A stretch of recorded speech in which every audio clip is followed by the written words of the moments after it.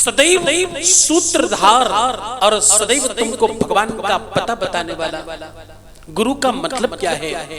गुरु जो तुम्हारे जीवन का अंधकार दूर करे। और जीवन में अंधकार कहाँ है? वो अज्ञान रूपी अंधकार, जो तुम्हारी अज्ञानता है, अनजान चीजें जो तुम जानते नहीं, वो बताने वाला ही तो गुरु है। तो ऐसे गुरु को प्रणाम, ऐसे उस आसन को प्रणाम, ऐसी पीठ को प्रणाम जो आपको परमात्मा का दर्शन करा रहा है। तुम्हारे जीवन में जिन परमात्मा का प्रादुर्भाव करा रहे हैं, ऐसे आसन को बारंबार नमन और प्रणाम। सो जी महाराज कहते हैं, सौनकादिक ऋषियों, मैं प्रथम तो धन्य हूं कि तुम्हारे जैसे ऋषि और तुम्हारे जैसे श्रोता इस कथा को श्रवण कर रहे हैं। ध्यान से सुनना कि तुम अब वो ऋषि तुल्य तुम हो गए हो जो इस कथा को श्रवण करेंगे। इस कथा को तो परम ज्ञानी, परम तपस्वी, परम साधक और परम ऋषि लोग श्रवण करते हैं। तो ऋषियों, इस कथा में तुम्हारा मानस लग रहा है ये परमात्मा की ही कृपा है। तुम संपत्ति खरीद सकते हो, तुम गाड़ी, बंगला, मकान, दुकान, ऐसो आराम की वस्तुएं खरीद सकते हो, लेकिन भक्ति, परमात्मा की कृपा खरीदी जा नहीं सकती। उनके कथा में तुम्हारा मन लगे, बस यहाँ ही पहली सीढ़ी, पहला सोपान है कि तुम पर कृपा होनी शुरू हो गई। पहली सीढ़ी क्या है? कि तुम्हारा मन लग रहा है, तुम सुन पा रहे हो, तुम समझ पा रहे हो, ये पहली सीढ़ी।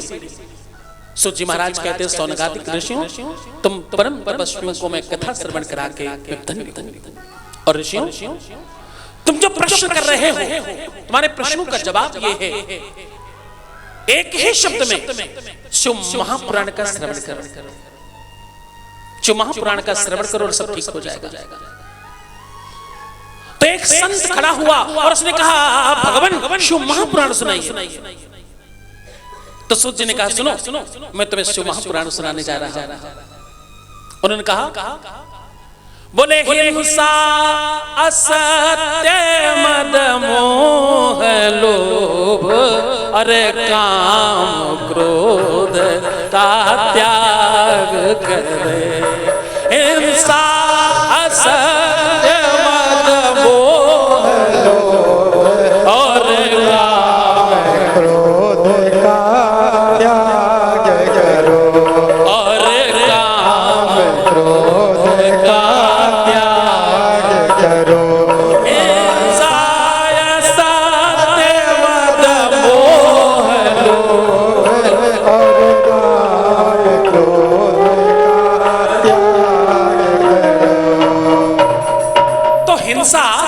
असत्य, मद, मोह, लोभ, काम और क्रोध का त्याग करें, बस यही शिव महापुराण है। सौनकादिक ऋषि ने कहा, गुरुवर, जितनी देर हमने आपसे प्रार्थना करी, आपने उसका भी 5% समय में शिव महापुराण सुना दी। ये तो बड़ा गलत बात है। मुझे पूरी शिव महापुराण सुननी है। आप जो कह रहे हो ये हो नहीं सकता, ये संभव नहीं है। आप कह रहे हो हिंसा समाप्त करो, तो गुरुदेव पहली हिंसा तो हमारे अपने अंदर हमारे प्रति है। हम रोज अपने आप से हिंसा करते हैं। मन कहता है ठंड बहुत है, स्नान मत करो। हम मन को दबाते और उसको धमकाते और अपने आप को आगे ले जाकर स्नान करवाते हैं। तो गुरुदेव, यहाँ तो कदम कदम पर हिंसा हो रही है, ये संभव कैसे हो? असत्य, गुरुदेव, कलिकाल आ रहा है। असत्य के बगैर जीवन न चलेगा, कैसे काम चलेगा? और आजकल तो वो एक मशीन है जिसका नाम ही है झूठ बोलने की मशीन। क्या नाम है? झूठ बोलने की मशीन। फोन आया, हेलो, कहाँ हो? आए नहीं, पहुंचे नहीं अभी। अरे मैं चौराहे पर ही हूँ, बस 2 कदम पर पहुंच रहा हूँ।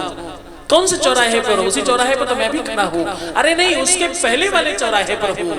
मैं भी उसी चौराहे की बात कर रहा हूँ, वहीं खड़ा हूँ। अरे मैं उसके बस अपने घर से निकलते ही चौराहे पर हूँ। बोला मैं बालकनी से खड़े होकर के तुमको सामने से देख रहा हूँ, तुम जिस चौराहे पर बैठे हो। तो परम झूठ बोलने की मशीन साथ लिए घूम रहे हैं लोग, कैसे सत्य बोलेंगे? झूठ के बगैर जीवन चलेगा नहीं गुरुदेव। बोले झूठ ही लेना, झूठ ही देना, झूठ ही बोलना, झूठ ही देना, झूठ ही देना, झूठ ही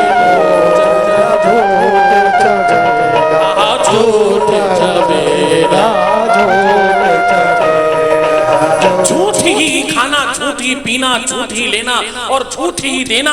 और गुरुदेव एक बात कहूं, ये संसार ही झूठा है,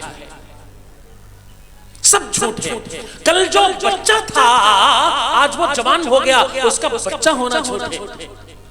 कल जो जवान था आज वो बूढ़ा हो रहा है, उसकी जवानी झूठ है। कल जहां जंगल था आज वहां मंगल है, जहां मंगल था वहां जंगल है। गुरुदेव सब झूठ है। लोग कहते महर्षि महेश योगी संस्थान के लोग मुझे बताया करते कि गुरुदेव ये जब नोएडा नहीं था, जब नोएडा जंगल था तो आश्रम परम मंगल था। यहाँ बड़ी बड़ी इमारतें थी, सुंदर सुंदर कक्ष बने थे और कोई वो गोल गोल क्या संसद जैसा वो बना हुआ था और चारों तरफ जगमगाहट थी, खूब दिव्यता थी यहाँ, और बाहर जंगल था। अभी अगर ये सत्य है तो ये तो पलट गया। अब बाहर बड़ी बड़ी कंक्रीट की इमारतें हैं और अंदर जंगल, तो क्या सत्य है? ये संसार ही झूठा है, तो झूठ भी नहीं हो पाएगा। तो हिंसा, असत्य और मद गुरुदेव छूट नहीं सकता। मद कैसे छूटेगा? हाँ, समता पाए काय मद नहीं। जिसको जरा सा बल मिल जाएगा, जिसको जरा सी ताकत मिल जाएगी, जिसको जरा सा धन मिल जाएगा, गुरुदेव थोड़ा सा स्वरूपवान हो जाए, थोड़ा सा वो पलस्तर क्या बोलते हैं उसको लगाने के बाद गुरुदेव थोड़ा सा चमक आ जाए चेहरे में, तो इतरा कर चलते हैं। यहाँ जरा सा कुछ अच्छा हो जाए बस इसमें मजा जाता है गुरुदेव।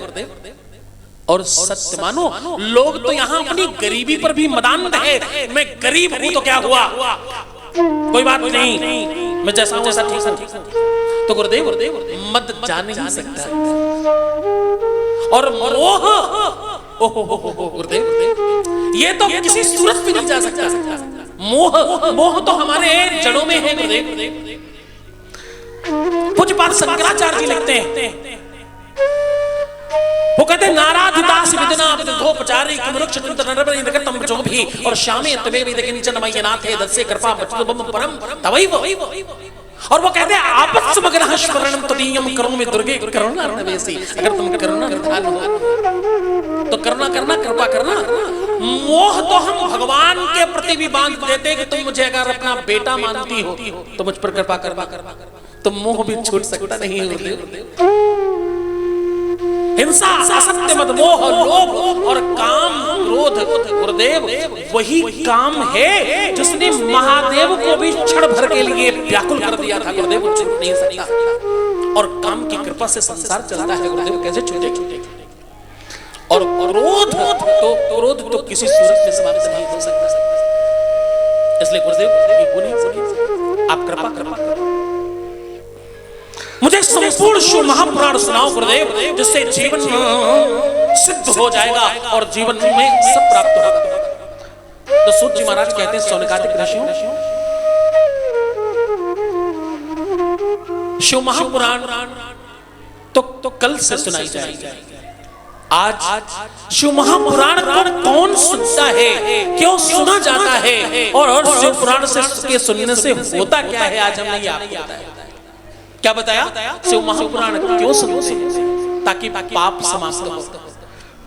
शिव महापुराण को कौन सुनता है? तो जो परम तपस्वी है, जो ऋषि है किसी न किसी जन्म का, जो जिसकी आत्मा पवित्र है, जिसको भगवान ने चुना है, वो शिव महापुराण सुनता है।